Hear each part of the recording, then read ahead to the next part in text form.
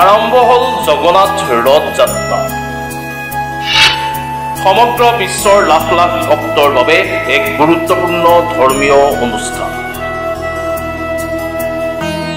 ভক্তি আৰু উল্লাসেৰে আজিৰ পৰা আৰম্ভ পুৰীত ৰথ যাত্ৰা। এই ৰথ যাত্ৰা কেৱল উৰিষ্যাৰ বাবেই নহয়, সমগ্ৰ ভাৰতৰ লগতে সমগ্ৰ বিশ্বৰ লাখ লাখ ভক্তৰ বাবে এক গুৰুত্বপূৰ্ণ ধৰ্মীয় অনুষ্ঠান। উৰিষ্যাকে ধৰি সমগ্ৰ দেশতেই ভক্তি আৰু বিশ্বাসৰ এক বৃহৎ সংগ্ৰাম দেখা যাব। কিয়নো আহাৰ মাহৰ শুক্লৰ দ্বিতীয়াৰ পৰা আৰম্ভ হয় ভগৱান জগন্নাথৰ বিশ্ববিখ্যাত ৰথ যাত্ৰা। জয় জগন্নাথ ধ্বনি শংখ ঘণ্টাৰ শব্দৰ মাজেৰে ৰথবোৰে নিজৰ স্থানৰ পৰা গতি কৰাৰ লগে লগেই পুৰীৰ পৰিৱেশ এক ঐশ্বৰিক শক্তিৰে ভৰি পৰিব। এই ঐতিহাসিক আৰু আধ্যাত্মিক উৎসৱৰ সাক্ষী হ'বলৈ লক্ষাধিক ভক্তৰ ইতিমধ্যে পুৰীত উপস্থিত হৈছে।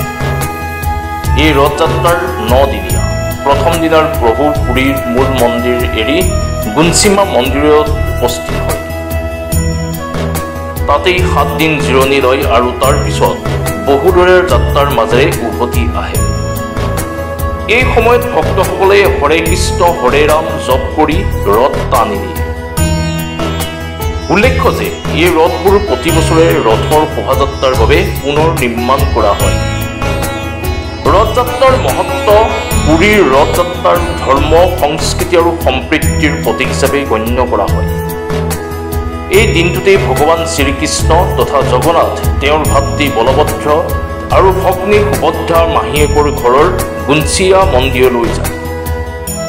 ভগৱানৰ ৰথৰ ৰছী টানিলে বা স্পৰ্শ কৰিলে যিকোনো ভক্তই গুণ লাভ কৰে বুলি এক বিশ্বাস আছে।